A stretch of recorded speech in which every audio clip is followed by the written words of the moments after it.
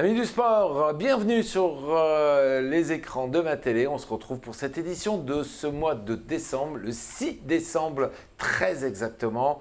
Une très belle émission sport qu'on vous propose, presque teintée de vert, comme c'est à la couleur de Noël d'ailleurs le vert, hein, c'est vrai.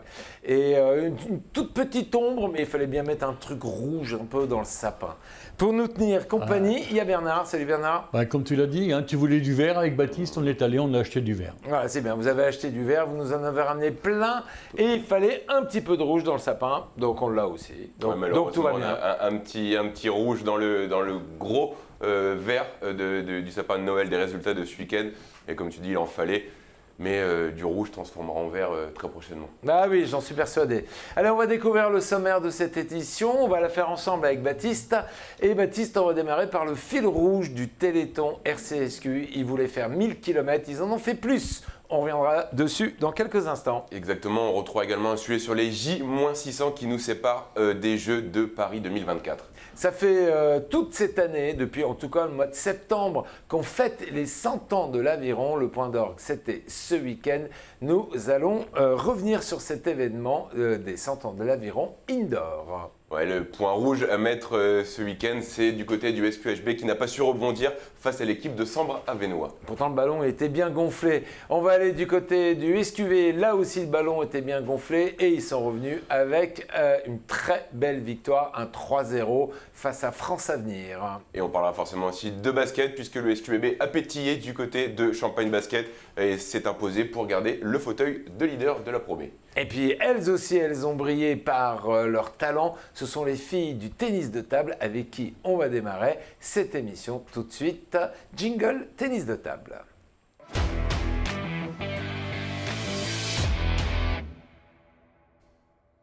Elles auraient presque pu aussi le boire, le champagne, elles le méritaient, puisque Bernard, c'est avec toi qu'on va en parler. Non, avec toi, on va en parler, Baptiste, puisque le tennis de table a réalisé une très belle opération hier soir. Qui c'est qui m'en parle, Bernard? Vas-y. Tous les deux, hein, Baptiste. Ah bah, allez-y. Moi, c'est vrai qu'on a fait, elles ont fait un super match. C'est vrai que par rapport au dernier match qu'elles avaient fait, où elles s'étaient inclinées là-bas en Autriche 3-0, là, par contre, à Saint-Quentin, elles ont fait un carton.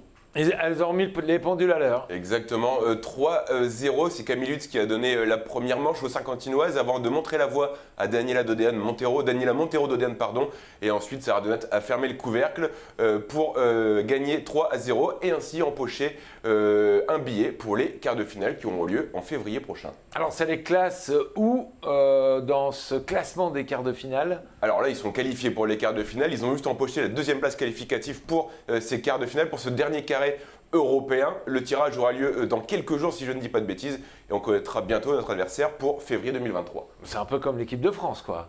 Elles ça. Suivent le même chemin. C'est un peu ça. Bon bah ok. Eh ben on va découvrir ensemble en images la très belle victoire du tennis de table que vous n'avez pas pu suivre sur nos antennes hier soir. On y aurait été avec plaisir, mais nous étions tous réquisitionnés au conseil municipal que vous avez pu découvrir en direct. Alors voyons ensemble un résumé de cette rencontre.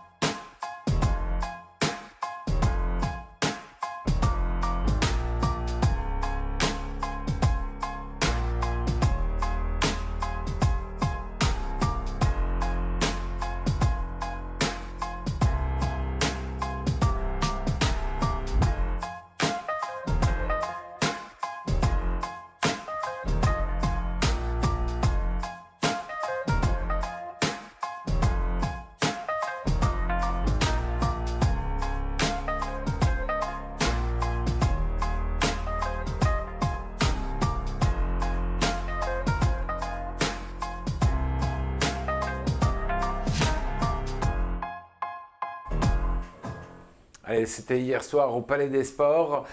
Et connaît-on déjà les autres clubs qualifiés pour ces quarts de finale? Alors on retrouvera également une autre équipe française, l'équipe de Metz. On retrouvera Tarnobzeg qu'on a connu l'année dernière ici à Saint-Quentin et l'équipe également des Portugaises, si je dis pas de bêtises, de Carthagène. Bon, bah, reste à attendre le mois de février ou en tout cas les prochains jours pour savoir face à qui on va démarrer ces quarts de finale en tout cas. Exactement. On aura des matchs à Saint-Quentin? On aura des matchs à Saint-Quentin puisque c'est des quarts de finale qui ont lieu en aller-retour, un aller chez une équipe et le retour forcément chez l'autre équipe. Affaire à suivre. Allez, on enchaîne tout de suite avec la page basket.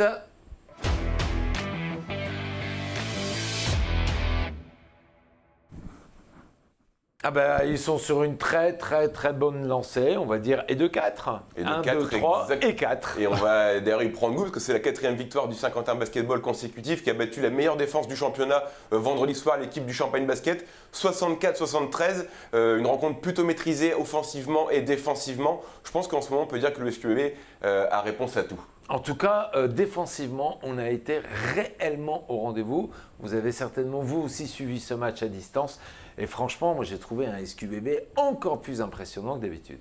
Ouais, puis les voyages nous font réussir au SQBB, même si on a l'avantage, contrairement à d'autres équipes, c'est se déplacer 2 fois d'affilée, mais c'était des petits déplacements, donc pas beaucoup en termes de, ça n'impacte pas beaucoup la récupération physique. Un jour ou l'autre, on va le payer parce que les déplacements, on va devoir tous les faire et ce sera un peu préjudiciable à l'avenir. Mais en tout cas, le SQBB a vraiment montré un très beau visage. On a encore vu des joueurs comme Mathis Doussouyovo, Terrell Gomez, Il était exceptionnel. Alors on l'appelle le tireur silencieux en université américaine où il était avant. C'est vraiment lui qui a fermé le couvercle et pour donner la victoire au SQBB. Mais encore une fois, on a un groupe collectif qui, chaque joueur, pousse vers l'avant pour montrer le visage qu'on a vu vendredi et qu'on reverra à l'avenir. Malheureusement pas vendredi, on en reparlera après, mais dans les semaines à venir. Tu as déjà fait attention à... Vous avez déjà fait attention à comment Gomez fait ses tirs? Il ferme les yeux, il se concentre, il ouvre les yeux, paf, il tire. Ça, c'est les lancers francs. Au niveau fermer les yeux à 3 points, comme ça, il est très fort. Bien sûr, mais au lancer franc. Il est le seul à avoir cette méthode, en tout cas dans tous ceux qui sont dans le club aujourd'hui, parce que c'est un moment de concentration ultime et boum, ça rentre à chaque fois. Et c'est vrai que chaque joueur a son petit gris-gris, son petit tic avant lancer franc. Il y en a qui tournent la balle autour de la poitrine, il y en a qui font dribbler un peu à gauche, un peu à droite. Lui, c'est les yeux. Gomez, c'est la concentration, mais il faut dire que ça marche parce que c'est un des meilleurs shooters au lancer franc de sa division, en tout cas après cette journée. Il a, en tout cas, à ma connaissance, il les a tous mis. Il en a loupé quelques-uns lors de ces derniers matchs, mais on ne va pas lui en vouloir. C'est lui qui est en partie artisan de la victoire du SQBB vendredi. Donc franchement, on peut l'excuser là-dessus. Allez, on y va. On va découvrir le résumé de cette rencontre. C'était vendredi soir. SQBB se déplaçait brillamment du côté de Champagne.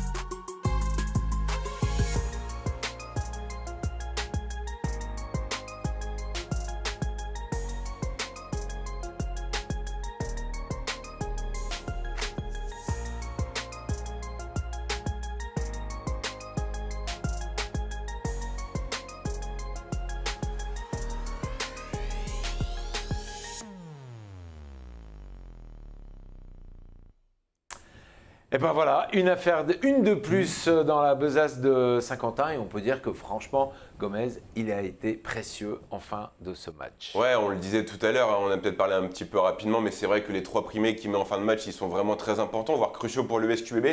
Terrell termine à 19 points, à 2 sur 2 au lancer franc. Merci Baptiste. Et je te donne raison, je me suis trompé pour une fois. Mais voilà, le SQBB a vraiment trouvé pas mal de solutions pour venir à bout d'un vrai prétendant, parce que pour moi, c'est quasi le prétendant à la remontée en Betclic Elite. Et c'est une 4e victoire consécutive qui est forcément très très bonne pour la confiance, puisque le SQBB va recevoir la semaine prochaine. Vendredi, le match, on en parlera dans quelques instants, est reporté, mais on va recevoir Aix-Maurienne la semaine prochaine.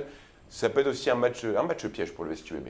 À suivre, on va parler du match de vendredi dans quelques instants. Pour l'instant, on repart du côté de Reims pour aller écouter Julien Mahé, le coach de SQBB, et il revient sur cette très belle prestation de ses joueurs. On l'écoute. Pour nous ce soir, c'est une très belle victoire évidemment, parce que on sait que Champagne Basket est un grand favori de la Pro B, et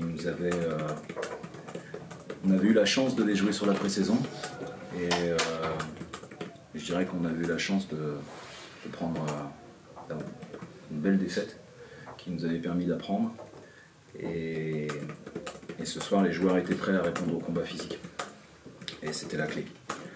Et on a réussi à les secouer parfois, notamment au rebond. On prend 15 rebonds offensifs, ce qui est une perf énorme contre eux. Et quand vous tenez ce combat physique contre cette équipe-là, vous avez déjà fait une bonne partie du chemin. Donc je suis vraiment très heureux pour les joueurs, pour le club, parce que ça fait partie des victoires qui comptent dans la saison de venir s'imposer ici. Donc chapeau aux garçons, et voilà. Sur le premier quart-temps, je pense qu'on est un peu chanceux parce que Champagne Basket rate beaucoup de tirs ouverts, vraiment.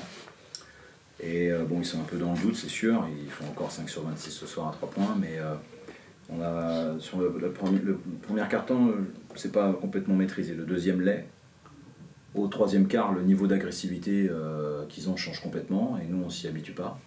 On n'est plus du tout récompensé comme en première mi-temps, et on subit. Donc ça, il va falloir rectifier. Et c'est l'exigence de certains de mes joueurs dont je suis très fier. C'est que voilà, à la fin, c'est ce que me dit Terrell Gomez, quoi. Il faut faire vidéo le lundi sur le troisième quart-temps. Voilà. Bon, les 3 autres étaient bons. Mais si on garde ce niveau d'exigence envers nous-mêmes, on va pouvoir être ambitieux et continuer d'avancer, quoi. Mais oui, puis après, sur le dernier quart, on revient. Et puis une nouvelle fois, on peut compter sur tout le monde. On a des bons passages de tout le monde, les joueurs se montrent, et puis bon, on va intégrer au fur et à mesure Jimmy. On revient, pour l'instant on ne sait pas encore jouer avec lui, il ne connaît pas bien les plays, et puis il avait une nouvelle fois vraiment des sacrés clients en face à l'intérieur, parce qu'il faut être solide pour jouer contre cette équipe à l'intérieur. Ça fait 4 victoires de suite contre des adversaires quand même. Battre Châlons et Saint-Chamond à domicile et aller s'imposer à Lille et à Champagne Basket, c'est pas rien. Donc on est sur une très belle série de victoires. Et c'est sûr que dans cette Pro B où tout le monde bat tout le monde, faire une série comme celle-ci, on la prend, quoi. Et après il faut rester les pieds sur terre, très humble, ça fait que 8 matchs, on est Saint-Quentin. Donc on va rester à notre place, on va continuer de travailler. On a un match, les joueurs vont avoir un week-end de repos et ça va leur faire du bien parce qu'on a eu une grosse débauche d'énergie sur la semaine. Effectivement, on a eu la chance, nous, avec le calendrier, d'avoir des déplacements courts, comme celui de Lille et de ce soir. On le paiera un petit peu plus tard dans la saison, évidemment, mais oui, on progresse, on est sur une bonne période, on commence à installer notre jeu, à l'imposer à nos adversaires, et ce qui est très intéressant, c'est qu'on est capable de gagner aussi bien des matchs sur des scores assez faibles comme ce soir, à 64 points, et que des matchs à 90, 85, 90, comme on a pu le faire à Lille, ou 85 points mardi. Donc on est capable de s'adapter, on peut faire... on n'a pas besoin obligatoirement de marquer beaucoup pour gagner, mais on est capable aussi de tenir la dragée haute à n'importe quel type d'équipe, donc ça c'est vraiment intéressant. Julien souligne la faculté d'adaptation de ces joueurs, que l'on ait des matchs offensifs ou des matchs défensifs. Les joueurs sont au rendez-vous. En tout cas, ils ont fait une très belle prestation samedi. Ça dit quoi au niveau du classement, Bernard ? Ils conservent leur fauteuil de leader qu'on partage avec Antibes. Ils ont ces 2 équipes ont un très beau bilan, 6 victoires pour seulement 2 défaites. Donc, il faut que ça dure. Bon. Baptiste, un petit retour sur Gomez. On a regardé un peu les stats pendant le sujet et on va revenir dessus puisque 97% de réussite pour Gomez.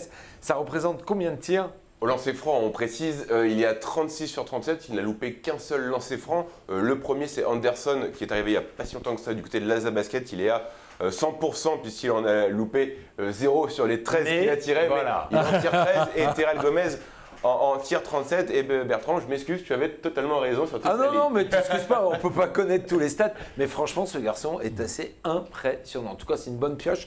Souvenez-vous de toute la difficulté que l'on a eue au lancer franc la saison dernière. Hein. Exactement, c'est vrai que si tu regardes dans le rétro, les années précédentes également, où les lancers francs, ça n'a jamais été le point fort du SQBB, là on peut s'appuyer sur Terrell Gomez. Ce jeune joueur qui vient de l'université américaine, hein, le tueur silencieux comme il se faisait appeler dans sa fac américaine, on rappelle qu'il était passé par Dijon. C'était un peu compliqué pour lui, mais là franchement, il a bien rebondi à Saint-Quentin. Merci coach Julien. Alors malheureusement, la dynamique de SQBB va être cassée. Pourquoi on a cassé le jouet? On l'a appris en début d'après-midi. C'est Nantes, le prochain adversaire des Saint-Quentinois, est touché par une grosse épidémie de Covid-19, ce fameux Covid qui revient et qui nous rattrape malheureusement. Donc quand on n'est pas capable d'avoir 7 joueurs alignés sur la feuille de match, c'est-à-dire qu'il y a plus de 3 cas Covid au sein de l'effectif nantais, malheureusement le match est reporté à une date ultérieure. Si mes infos sont bonnes, ça devrait être en début d'année 2023 pour le moment, puisqu'on a un match qui aura lieu le 27 décembre. Après, il y a la coupure avec le All-Star Game le 29, donc ce sera très certainement en janvier ou février prochain. Affaire à suivre. En tout cas, bravo aux équipes de SQBB, coach, président et joueurs, et puis tout le staff. Franchement, vous avez fait une très belle prestation vendredi soir et aussi depuis le début de la saison. Allez, on va fermer cette page pour aller retrouver un autre club. Il s'agit du volleyball, messieurs.